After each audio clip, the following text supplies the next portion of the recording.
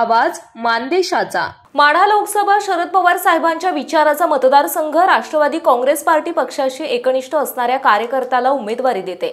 अभय जगताप हे पक्षाशी एकनिष्ठ असणारा तरुण तडफदार, सामाजिक कार्याची जाण असणारा उच्च शिक्षित कार्यकर्ता आहे। त्यामुळे माढ्याच्या उमेदवारासाठी अभय जगतापांसाठी प्रयत्न करू असे प्रतिपादन राष्ट्रवादी काँग्रेस पार्टीचे प्रदेशाध्यक्ष आमदार जयंत पाटील यांनी दहिवडी येथील राष्ट्रवादी विजय निश्चय कार्यकर्ता मेळावा प्रसंगी केला आहे। यावेळी उपस्थित सातारा जिल्ह्याचे माजी पालकमंत्री बाळासाहेब पाटील, सातारा जिल्हाध्यक्ष सुनील माने, सनदी अधिकारी प्रभाकर देशमुख, राष्ट्रवादी युवक प्रदेश सरचिटणीस अभयसिंह जगताप, सुभाषराव शिंदे, मेहबूब शेख, किशोर सोनवणे, राजेंद्र निकम इत्यादी उपस्थित होते। पुढे बोलताना जयंत पाटील म्हणाले की स्वर्गीय पोळ तात्यांनी ज्याप्रमाणे दुष्काळी भागाला सांभाळलं, माणसे जोडण्याचे काम केले, त्याचप्रमाणे आज प्रभाकर देशमुख साहेब यांनी सेवेत असतानाही नसतानाही या भागासाठी काम केले। मान खटाव पाणी देण्याचे मूळ काम मी केले आहे। याचे कोणी फुकटचे श्रेय घेत असेल तर त्याला बळी पडू नका। यावेळी माजी सनदी अधिकारी प्रभाकर देशमुख म्हणाले की जयंत पाटील साहेब यांच्या योगदानामुळे जलयुक्त शिवार योजनेचे काम या भागामध्ये मोठ्या प्रमाणात झाले। मानच्या आमदाराला जीआर कसा वाचावा हे देखील कळत नाही। जिहे कटापूर योजनेला जयंत पाटील साहेबांनी त्या काळात मंजुरी दिली होती। माढा लोकसभा मतदारसंघासाठी आम्ही अभयसिंह जगताप यांच्या उमेदवारीची मागणी करत आहोत। अभयसिंह जगताप तरुण, होतकरू आणि सामाजिक प्रश्नाची जाण असलेला उच्च शिक्षित तरुण आहे। जयंत पाटील साहेब यांना विनंती आहे की अभयदादांना उमेदवारी द्या। निश्चितच माढ्याचा खासदार आपल्या विचाराचा असेल असे प्रतिपादन प्रभाकर देशमुख यांनी केले। यावेळी माजी पालकमंत्री आणि आमदार बाळासाहेब पाटील, प्रदेशाध्यक्ष मेहबूब शेख, राष्ट्रवादी युवक काँग्रेसचे सरचिटणीस अभयसिंह जगताप, ॲडव्होकेट सतीश जगताप आदींनी मनोगत व्यक्त केले, तर सतीश मडके यांनी आभार मानले।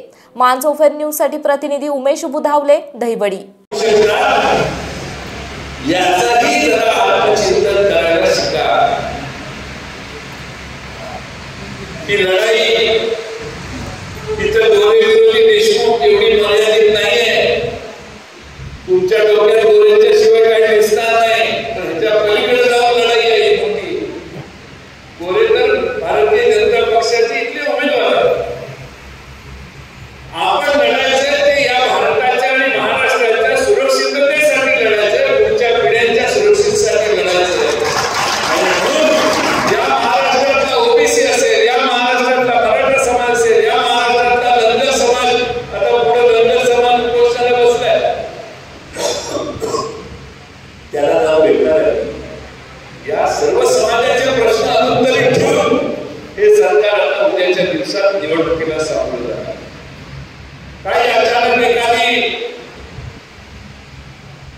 खास अधिवेशनाची घोषणा 1 दिवसाची 2 दिवसाची होईल, मराठ्यांच्या संदर्भात काहीतरी निर्णय घेतला असं दाखवतील। हे सगळं येणाऱ्या लोकसभेच्या आणि विधानसभेच्या निवडणुकीकडे लक्ष ठेवून जर होत असेल तर त्या समाजाची देखील फसवणूक होईल का याची शंका आता खूप व्यक्त करायला लागेल, सामान्य याचे तज्ञ व्यक्त करायला लागेल।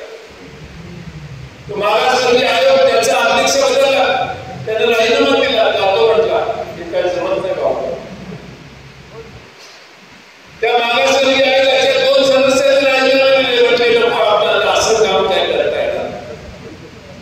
जर महाराष्ट्र आयोगाच्या सदस्यांच्या बाबतीत ही परिस्थिती, तर उद्या कोर्टात गेल्यावर नवे प्रश्न तयार होणार। याचं भान या सरकारने ठेवलं पाहिजे होतं। काम करायचं होतं ते रीतसर आणि व्यवस्थित करायला पाहिजे। ज्यांना तुम्ही आश्वासन देताय त्यांना योग्य न्याय देण्याची भूमिका व्यवस्थितपणे पाळली पाहिजे। असं ऐकलं आपण जरांगे पण उपोषणाला बसणार आहे का? काहीतरी कोणतरी वाटतं 10 तारखेला सांगण्याचा भूमिका आता की महाराष्ट्रातल्या ओबीसी समाजाच्या संदर्भात मी मगाशी एक आमदार काय बोलले, भुजबळ साहेबांना हे आपण ऐकलं। भुजबळ साहेबांच्या सरकार नेत्याने स्वाभिमान पाळून त्यातनं बाजूला व्हायला पाहिजे का नाही? जर सत्तेतलाच आमदार ही काँग्रेस आणि राष्ट्रवादीची आमची आघाडी असते आणि काँग्रेसच्या आमदारांनी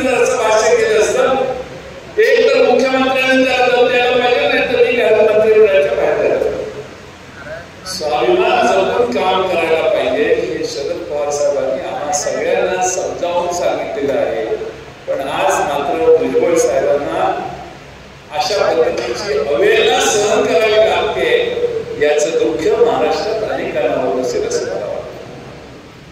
पण भुजबळ साहेबांनी विधान करताना वेगळ्या समाजाच्या भावना दुखवण्याचं काही कारण नाही. म्हणजे समाजामध्ये जातीमध्ये वाद निर्माण करायचे, समाज एक करण्याच्या ऐवजी समाजात वादग्रस्त विधानं करायची, हे महाराष्ट्रात कधी पाहायला मिळत नाही. सत्तेत बसणाऱ्याने तर जबाबदारीने वागायचं असतं, पण तेही नाही. आणि म्हणून माझा आपल्या मित्रांनो सांगायचा एकच मुद्दा आहे की या सरकारच्या बाबतीत सरकारच्या कार्यवाही कामकाजाबद्दल जरा थोडासा विचार केला पाहिजे. तुम्ही अंतर्मुख झालं पाहिजे आणि आपलं भविष्य योग्य दिशेने नेण्यासाठी आपण काय केलं पाहिजे. दुसऱ्या मंत्र्यांना वेगवेगळ्या काढून टाका असं सांगतो स्पष्टपणाने. राज्य कुठं चाललंय याचा विचार करा. हा गंभीर आहे. मला आठवतं मी एकदा कोल्हापूरला पवार साहेबांची सभा होती 2002 वगैरे काहीतरी असेल. तर मी फक्त पवार साहेबांना जाहीर भाषणात म्हणलेलं, साहेब तुम्ही दिल्ली सोडून आता मुंबईला या आणि महाराष्ट्र सांभाळायला पाहिजे. महाराष्ट्र गंभीर असेल तर मग आपलं दिल्लीला वाढेल. दुसऱ्या दिवशी सकाळी मला विलासराव देशमुखांचा फोन होता की पवार साहेबांच्या गाडीतून कोल्हापूरवरून पुण्याला चाललो होतो. मी साहेबांना म्हटलं विलासराव देशमुख साहेबांचा फोन आलाय, मला वाटत होता फोन. 10 वर्ष माणसाला सत्तेत बसताना दुसरा आमदार मगाशी मी जी भाषा वापरली, वर्णन केलं, असा जर त्याचा उल्लेख होत असेल तर काय होणार आहे याचा तुम्ही विचार करा. आजपर्यंत तुम्ही सगळे यशवंतराव चव्हाणांच्या आपल्या जिल्ह्यातील तालुक्यातील लेटेस्ट बातम्या पाहण्यासाठी आजच मान चौफेर न्यूज चॅनलला यूट्यूबवर सबस्क्राईब करा आणि बेल आयकॉन प्रेस करा.